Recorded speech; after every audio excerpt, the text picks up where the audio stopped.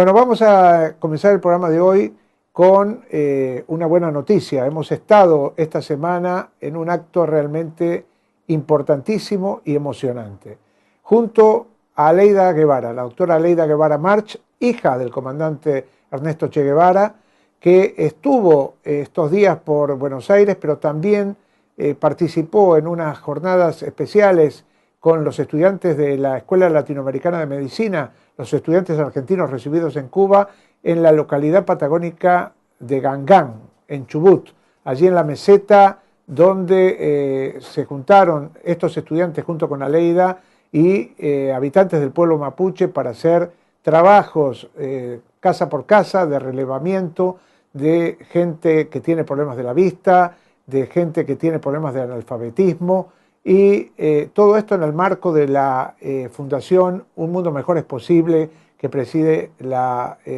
directora de esta fundación, Claudia Camba.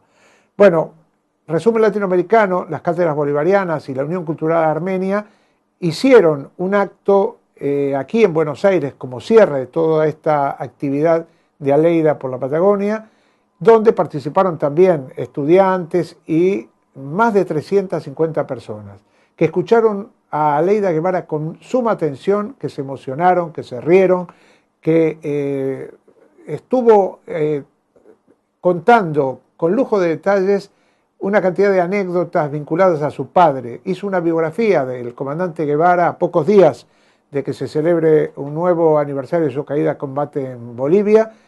Aleida recordó a su padre desde distintos puntos de vista, como combatiente, como trabajador voluntario, como forjador de la Revolución Cubana, pero también como padre.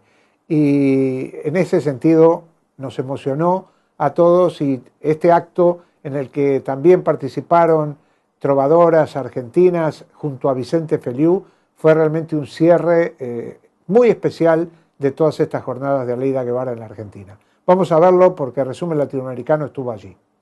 Que seguimos manteniendo nuestra parte de identidad armenia y nuestra ligazón con nuestra cultura, nuestras raíces armenias, pero a su vez hemos crecido y nos hemos formado 100% argentinos y latinoamericanos, y por eso estamos en todas las actividades que tienen que ver con esas consignas, con lo que tiene que ver con nuestro continente y con nuestra lucha. Por eso para nosotros hoy recibirte es reafirmar el camino por el cual venimos transitando desde hace décadas, es reafirmarnos nosotros mismos en nuestras convicciones y también queremos aprovechar esta oportunidad para, en nombre o en tu persona, decirle gracias a Cuba por todo lo que significó para nosotros en los difíciles momentos en que parecía que se caía todo, y el único faro que nos mantuvo en pie era Cuba, era Fidel y todo ese pueblo que día a día nos dio y nos sigue dando ejemplos de dignidad. Vamos a darle la palabra a Aleida Guevara, hija de la Revolución Cubana, en nombre de las cátedras bolivarianas, en estos días en que acabamos de recordar un nuevo cumpleaños del comandante Fidel Castro, y que estamos ¡viva Fidel! ¡Viva! ¡Viva! Y que estamos a pocos días de recordar a otros dos comandantes, al comandante Hugo Chávez, que tanto ha dado por la revolución, y por supuesto al comandante heroico Che Guevara.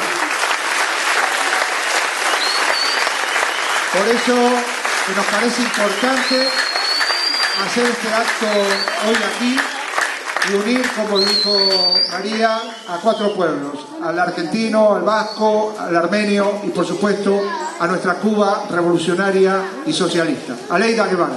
Estuvimos en Gangán, como ustedes lo vieron en las fotos.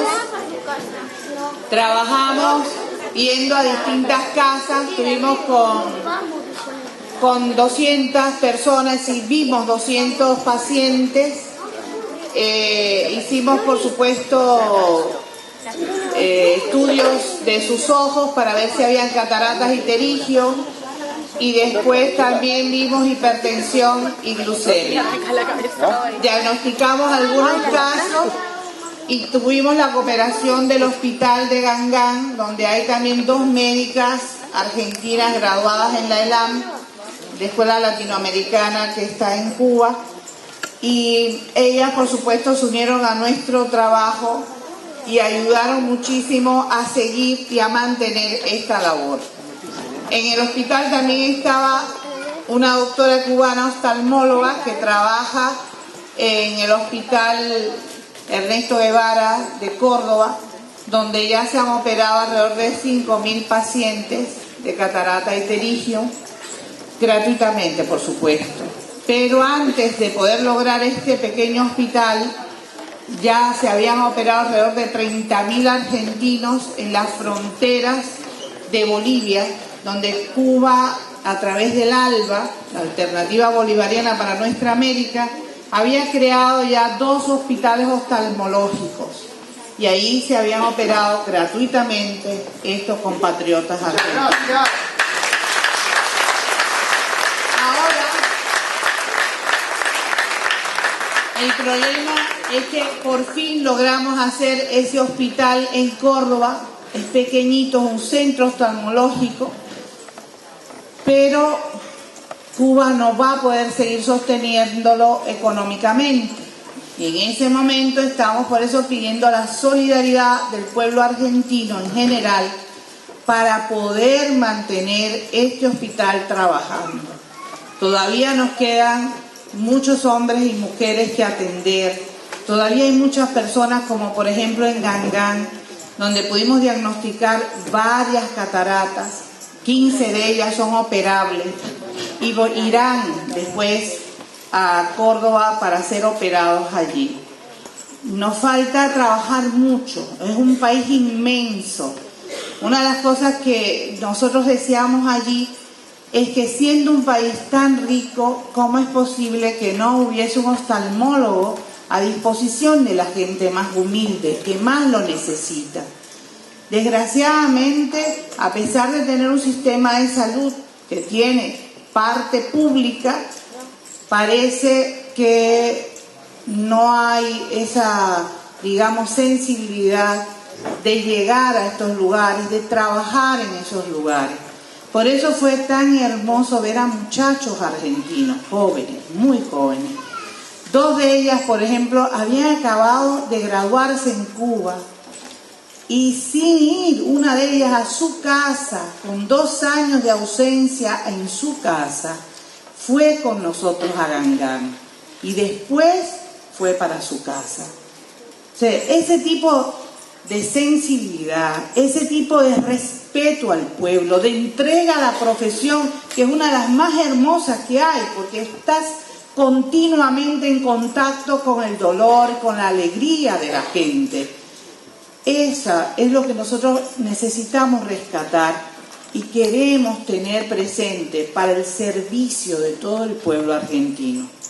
En diciembre de ese año realiza su primer recorrido por América Latina con su amigo Alberto Granado en una motocicleta Norton a la que nombraron la Poderosa 2.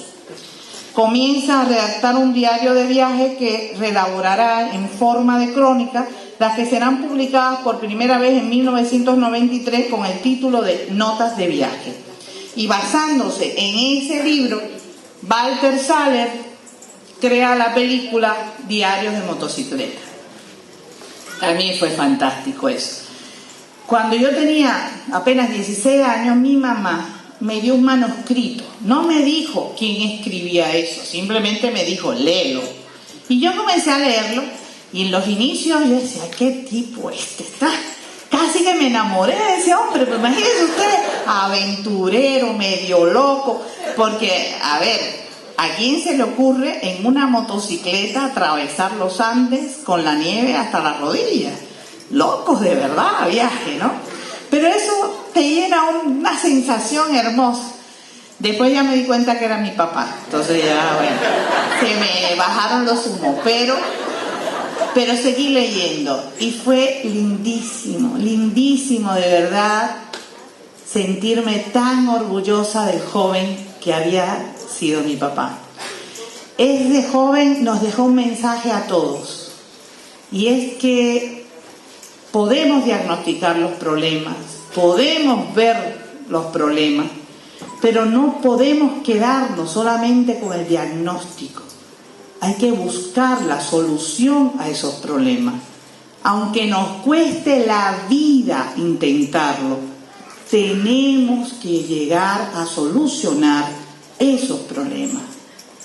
La juventud, decían, divino tesoro que te vas para no volver, pero esa juventud tiene que dejarnos la alegría de vivir, la fuerza de vivir para seguir combatiendo por lo que creemos justo. Y en esa película se deja este mensaje. No es solamente la cuestión de ver el problema, es el tratar de resolver esos problemas. Eso es lo que nos hace mejores seres humanos. Y ese es el mensaje que el joven Ernesto Guevara nos dejó a todos nosotros en aquel momento. Ya en el 54 conoce a un grupo de exiliados cubanos, tiene conversaciones con ellos. En este año también ya lo expulsan de allí, de Guatemala, y llega a México.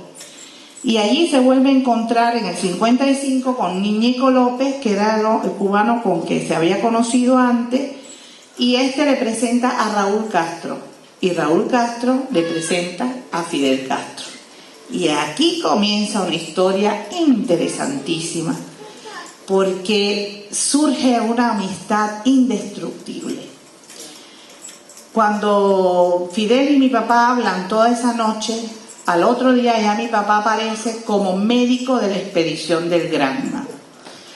Por cuestiones ustedes saben, de las inteligencias de estos países y qué sé yo, y las presiones, por supuesto, de Estados Unidos, toman preso en México al grupo de revolucionarios cubanos. Fidel da una orden: nadie puede comentar su afiliación política. Cuando yo hablé muchos años después con Fidel, al cual yo le llamo tío desde que tengo uso de razón, le digo: tío, cuéntame alguna discusión que tú hayas tenido con mi papá. Y me dice: mira, cuando caímos presos en México, yo di esta orientación, ¿y qué crees que hizo tu papá? No solamente dijo que era comunista, no, sino que se puso a discutir con el esbirro de la cárcel sobre la personalidad de Stalin. Resultados: a todos nos dejaron libres excepto a tu papá. Cuando yo fui a discutir con él esta situación, porque había incumplido directamente una orden que yo había dado, me di cuenta que tu papá no podía mentir. Y es verdad. Eso era algo característico en Ernesto Guevara. No sabía mentir. Pasó malos ratos por eso, claro, ¿no? Pero no podía evitarlo. En la película esta de Walter Salles, ustedes ven un momentico el intercambio con el médico, que fue además buenísimo con ellos, que les dio alimento, que los protegió, y había escrito una novela, el pobre hombre, y se las da a leer. Y Granado decía: sí, su novela está muy buena, ¿cómo no? ¿Qué sé yo? Y mi papá callado. Ahí. Y el hombre decía, el doctor le decía: doctor Guevara, dígame su opinión. Y mi papá callado. Y Granado: sí, porque el libro sí, que está bueno, que no. Y mi papá callado. Y ya el hombre no puede más y dice: doctor Guevara, usted no se va de aquí hasta que no me diga lo que piensa del libro. Y mi papá le dice: doctor, mejor dedíquese a hacer lo que sabe. Así era el hombre, no decía una mentira ni aunque le fuera la vida en eso. Por eso Fidel me dijo esa noche: ¿qué iba a hacer yo? ¿Qué íbamos a discutir? No había nada que discutir. Tratar de que lo dejaran libre. Y mi papá escribe que él le dice a Fidel que se vaya, que él entiende perfectamente que puede poner en riesgo su misión, lo único que papi le pide es que trate de ayudarlo a que no lo manden para Argentina, sino a un país más cercano, para él poder ir entonces a unirse con ellos en Cuba. Pero Fidel no hace caso y logra la libertad de mi papá y no se marcha hasta obtenerla. Y eso marcó el inicio de una amistad extraordinaria, porque mi papá reconoció en Fidel un verdadero jefe militar que respondía por cada uno de sus hombres en cualquier momento, en cualquier circunstancia. Y también marcó, yo creo, la amistad indestructible entre ellos dos, porque esa noche que estoy hablando con Fidel, yo recuerdo perfectamente que comencé a sonreírme y Fidel me mira y me dice: ¿de qué te estás riendo? Y yo le dije: tío, tú no te das cuenta, pero estás hablando de mi papá en presente. Es como si mi papá fuera a entrar por esa puerta. Y él me miró y me dijo: no, tu papá está presente. Esas son cosas magníficas de este Congo. Después, en el Congo, hay también miles de anécdotas interesantísimas del desconocimiento de nosotros ante la realidad de otros pueblos. Mi papá había viajado por África, conocía mucho esa realidad, pero no es lo mismo conocer que vivirla. Eso es diferente. Y cuando él está en el Congo y tiene que enfrentar los problemas, se da cuenta que es mucho lo que todavía le debemos a ese continente y todavía lo necesario de nuestra labor en ese continente.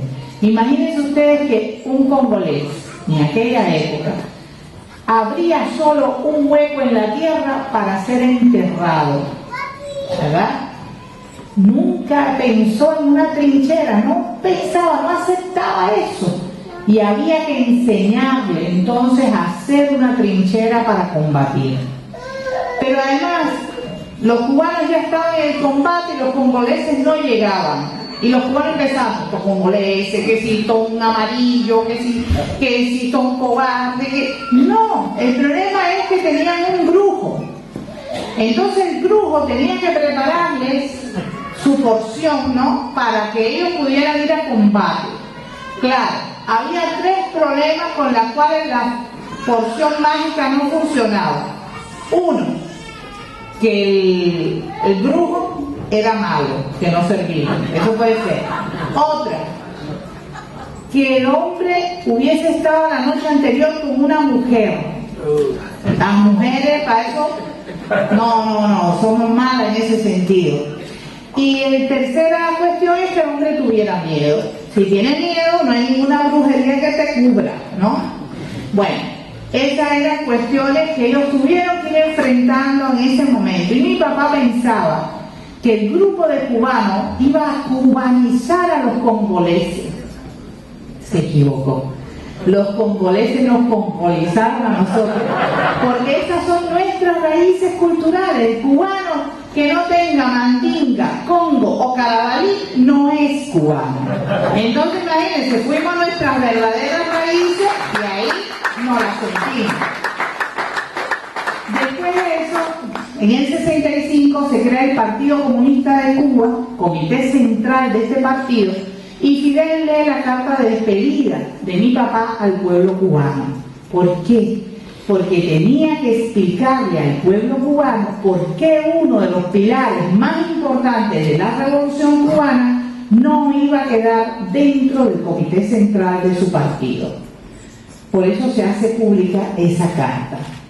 Y por eso mi papá no quiere regresar a Cuba cuando termina todo el proceso en el Congo, porque él ya se despidió oficialmente del pueblo cubano y no quiere volver a pasar por esto. Ahí es donde Fidel interviene nuevamente y le escribe y lo convence. Si ustedes hablan con Fidel, se dan cuenta de lo que estoy diciendo.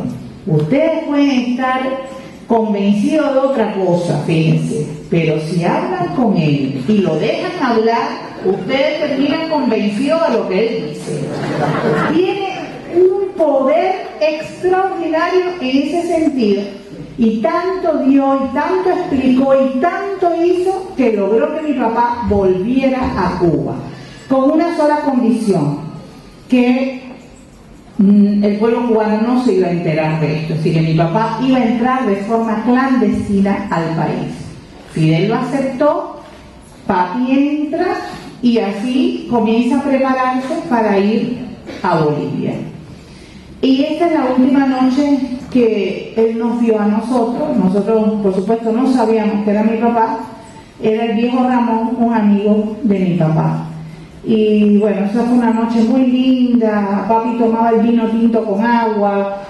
Cuando yo vi que ese hombre que decía que era amigo de mi papá se lo tomaba puro, me levanté y dije, no, tú no eres amigo de mi papá, nada.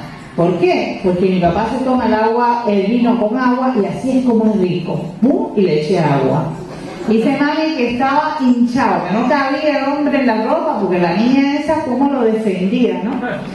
Y después de eso me caí, después de cenar, me dio un golpe tremendo en la cabeza, y mi papá me toma en sus brazos, me palpa.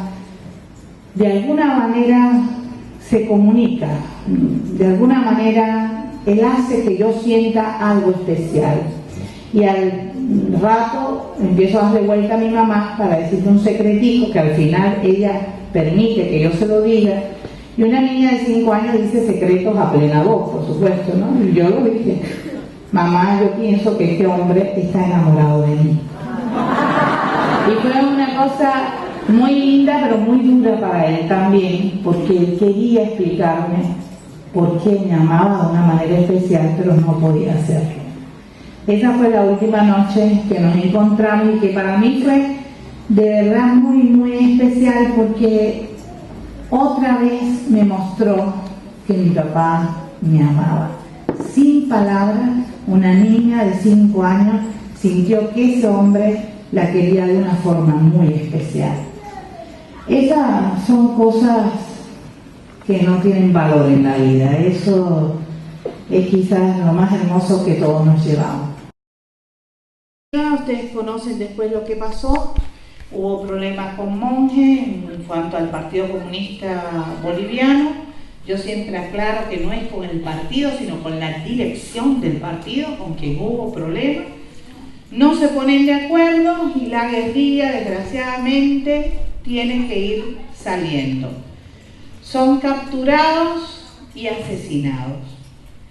Mi padre es asesinado en 9 de octubre de 1967,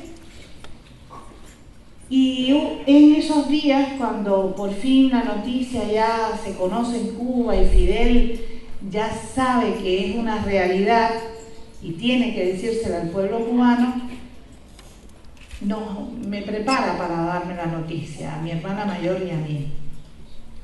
Tío se inventa una carta. Esa carta nunca existió, pero él quería de alguna manera prepararnos para ese momento. Y nos dice que mi papá le había hecho una carta donde decía que, bueno, que si mi papá caía en combate, él pedía que no lloráramos por él, porque los hombres cuando mueren como quieren, no se debe llorar por ellos. Entonces nos hizo prometer a mi hermana y a mí que si eso pasaba, nosotros íbamos a ser fuertes. Y nosotros le dimos nuestra palabra. Ella de pionera, porque ella era pionera, y yo de revolucionaria, porque todavía no era pionera. Entonces, al día siguiente regresé y estaba mi mamá. Mi mamá había estado unos días fuera de la casa, estaba trabajando en una investigación. Ella ya estaba estudiando historia, todavía estaba estudiando historia. Y mi tía, la tía Celia Sánchez Manduleico, yo tengo una tía que se llama Celia Guevara, que vive acá en Buenos Aires, pero mi otra tía Celia, que era la Sánchez Manduley, me dice, tu mamá está en el cuarto mío, llévale este plato de sopa. Y yo voy, tenía 6 años, casi 7, fui a llevarle el plato de sopa y me encontré a mi mamá llorando muchísimo, muchísimo. Y yo nunca había visto a mi mamá tan destruida, ¿no? Con tanto dolor. Así que enseguida le pregunté, mamá, ¿qué te pasa? Y yo no recuerdo que ella me haya dicho tu papá murió, no lo recuerdo. Yo sé que ella sacó la carta de despedida y comenzó a leerla. Una carta muy linda, que lo primero que dice es: cuando ustedes tengan que leer esta carta será porque su padre ya no esté entre ustedes. Así que ahí ya comencé a darme cuenta de que algo estaba pasando. Ella sigue leyendo la carta y al final es muy linda también, dice un beso grande de papá. Yo uní el inicio y el final y me di cuenta que ya no tenía papá. Pero me acordé de Fidel, que siempre ha sido un padre también para nosotros. Así que me incorporé en la cama y le dije a mi mamá: mamá, no podemos llorar. Mi papá murió como él quería y no se pueden llorar por los hombres así. Tenía 6 años, mi mamá debe haberse impresionado tremendamente con lo que esa niña le estaba diciendo, porque ella no sabía que Fidel me lo había dicho el día anterior. Así que de alguna manera Fidel no solamente me protegió y me ayudó en ese momento, sino también ayudó a que mi mamá pudiera ser más fuerte en ese momento. La vida continuó, ella rehizo su vida también sentimental, volvió a casarse, nosotros crecimos, hicimos nuestras funciones sociales. Yo soy médico, alergóloga pediatra, Camilo es abogado, Celia es médico veterinaria especializada en mamíferos marinos. Hace unos días estuve viendo las ballenas y le voy a dar una envidia de espanto a mi hermana. Y Ernesto también es abogado. Así que todos revolucionarios, la única militante del Partido Comunista soy yo, pero todos estamos integrados a la revolución hasta las últimas consecuencias. Y de los 4 hermanos que quedamos vivos, 3 hemos hecho misiones internacionalistas. Yo estuve en Nicaragua y en Angola, Camilo estuvo en Nicaragua y Ernesto en Angola. Celia, como es médico veterinaria, nadie la ha pedido, pero ella está dispuesta siempre, no tiene problema. Seguimos trabajando y amando a un pueblo que siempre nos ha dado mucho más de lo que merecemos. Mi madre nos enseñó a pararnos firmemente en la tierra, sabíamos que íbamos a recibir mucho calor humano, mucho amor, que no nos habíamos ganado por nosotros mismos. Y nos dijo siempre: déjenlo pasar. Eso ha sido muy sano, muy saludable para nuestras vidas. Nunca nos hemos comparado con nuestro padre, sabemos que no le llegamos ni al dedo gordo del pie, porque realmente es un hombre muy completo y no es fácil seguirlo, no es fácil. Conlleva no solamente sacrificio, sino algo más. Conlleva una entrega total y absoluta. Y bueno, es difícil, realmente difícil, pero lo intentamos, lo seguimos intentando, porque es la única manera de realmente rendirle tributo a un hombre que amamos. No se ama a las personas porque tú quieres que sea de una manera, tú amas a esa persona porque es así, con sus defectos y con sus virtudes. Y aprender a amarlo, aprender a respetarlo, es saber llevarlo siempre presente. Él habló una vez de la muerte, decía que para los comunistas después de la muerte no hay nada. Y para mí eso funciona, es verdad. Pero ¿qué es la vida después de la muerte? Es continuar junto a los hombres y mujeres que no olvidan, es continuar junto a los hombres y mujeres que sí piensan que se puede hacer un mundo mejor, que no doblan la cabeza, que mantienen los brazos erguidos y que siguen trabajando y que siguen luchando por un mundo mejor para toda nuestra sociedad. Entonces, el Che está presente cada vez que hacemos algo útil por los demás.